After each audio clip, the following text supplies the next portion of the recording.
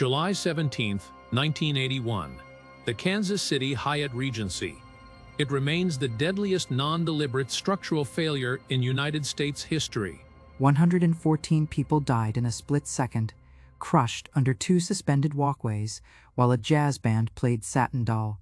It wasn't a bomb, and it wasn't an earthquake. The building simply decided to let go. And the most terrifying part is why it happened. It wasn't a complex mystery. It was a simple, lazy change to a blueprint that nobody bothered to check.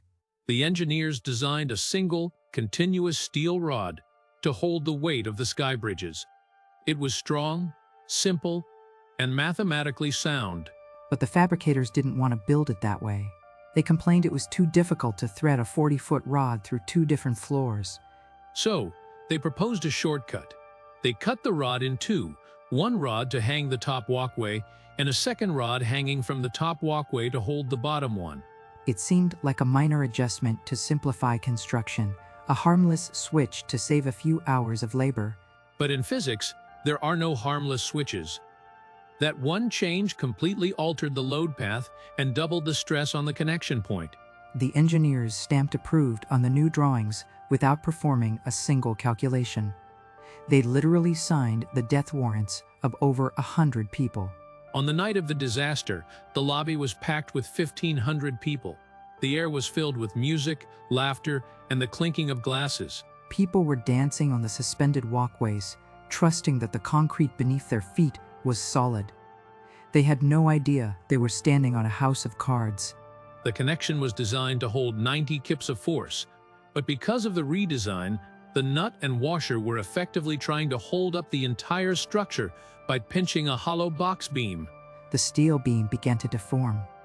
The bottom flanges curled upwards, opening up like a zipper under the immense weight. At 7:05 p.m., gravity collected its debt. The fourth-floor walkway ripped free from the ceiling rods. It crashed directly onto the second-floor walkway below, and then both slabs slammed into the crowded dance floor. 64 tons of concrete and steel flattened the crowd in an instant. The impact was so violent, it severed hydraulic lines and burst water pipes. The lobby turned into a nightmare of twisted metal, rising water, and screaming survivors trapped in the dark. Rescue workers described it as a war zone. They had to use forklifts and construction cranes just to lift the debris off the victims.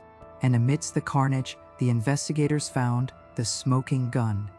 The nuts and washers were still attached to the rods, completely intact. The steel beam itself had failed. It had been ripped open because the load was exactly double what the connection could handle. This wasn't an accident. This was gross negligence, masquerading as efficiency. They tried to save money on fabrication, and the cost was catastrophic structural failure. The Hyatt Regency collapse changed engineering forever. It proved that you cannot outsource responsibility. Because when you ignore the laws of physics to meet a deadline, people die. One simple change, 2 rods instead of 1. And 12 seconds of terror that Kansas City will never forget. Let's cut through the noise and look at the steel. The original design was a masterpiece of simplicity, even if it was a pain to build. It called for a single, continuous steel rod running from the ceiling, through the fourth-floor walkway, and down to the second-floor walkway.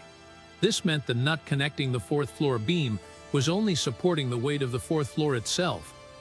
The weight of the second floor was carried by the rod all the way, down to the bottom nut. It's a direct load path. The rod holds the weight. The beam rests on the nut. Clean, efficient. But try threading a 40-foot steel rod through 2 different floors while suspended in mid-air. The fabricators hated it. They claimed the rods would be damaged during shipping and installation would be a nightmare. And here comes the villain of the story, efficiency. The Haven Steel Company, the fabricator, proposed a minor change. Instead of 1 long rod, they wanted to use 2 shorter rods. 1 rod would hang from the ceiling to the 4th floor. A second separate rod would hang from the 4th floor down to the 2nd floor. It sounds logical to a layman. It simplifies the installation process immensely. You hang the top walkway, then you hang the bottom one from it, like a chain. But in engineering, like a chain, is a dangerous assumption if you don't check the links. This change wasn't just a splice, it fundamentally altered the physics of the connection. Exactly. By splitting the rod, they shifted the load path. In the original design, the fourth-floor box beam only had to support its own weight. In the new design, the fourth-floor box beam suddenly had to support its own weight, plus the entire weight of the second-floor walkway hanging off it. The upper rod was now pulling up, and the lower rod was pulling down, both acting on the same box beam. This doubled the stress on the box beam's welded seam. The connection point, basically a washer and a nut inside a box beam made of two C-channels welded together, was now taking twice the load it was designed for. And nobody did the math. The fabricators sent the drawings to the engineering firm, Jack D. Gillum and Associates. The engineers stamped it. Approved. The project managers stamped it. It went through a chain of professionals, and not one of them paused to run a simple calculation. They were too busy. They were understaffed. They assumed the fabricators knew what they were doing. The fabricators assumed the engineers would catch any issues. It was a circular firing squad of negligence. This wasn't a complex computer modeling error. This was high school physics. Force equals mass times acceleration. And they just doubled the mass on a joint that was barely strong enough to hold the original load. The box beams were the weak point. They were made by welding two C-shaped channels together toe-to-toe. The nut and washer for the support rod were placed inside this box, resting on the bottom lip. When the load doubled, the nut didn't strip, the rod didn't snap, the box beam itself deformed. The bottom edges of the C-channels curled upward, opening the seam like a zipper. The nut simply slipped through the gap.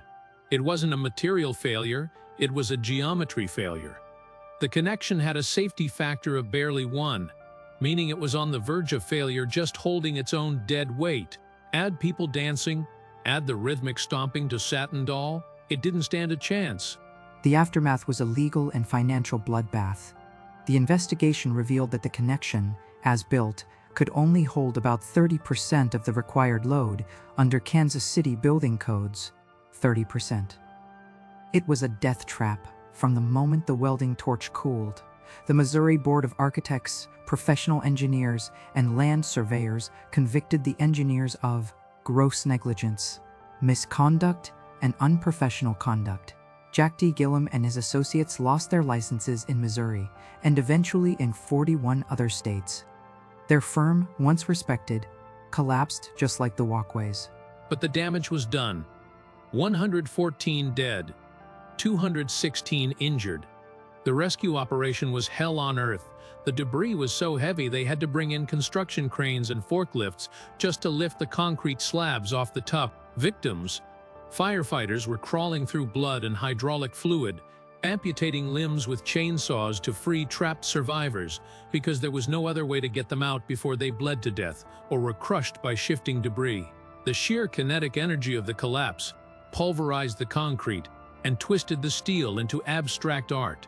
The payouts were historic, over $140 million in judgments and settlements.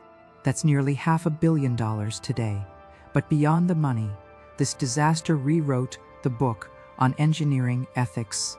Before the Hyatt Regency, there was a lot of ambiguity about who was responsible for shop drawings and field changes.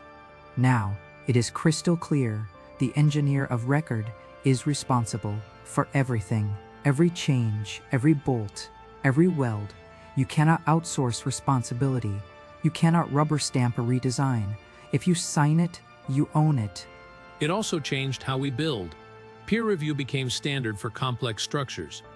You don't just trust one firm anymore, you get a second set of eyes to check the math. We have redundancy now. We have clear chains of command. But the lesson remains the same. Gravity is relentless. It doesn't negotiate. It doesn't care about your deadlines or your budget or your ease of fabrication. If you cheat the physics will bury you. The Kansas City Hyatt Regency isn't just a tragedy. It's a monument to complacency. It proved that a single bureaucratic slip-up, a single moment of "it's probably fine," can kill 100 people in an instant. The lobby was repaired. The hotel is still there, but the scar on the engineering profession will never heal. It is a permanent reminder that in our line of work, details aren't just details. They are the difference between a party and a morgue. One change, 2 rods instead of 1. That's all it took. And the sky fell down.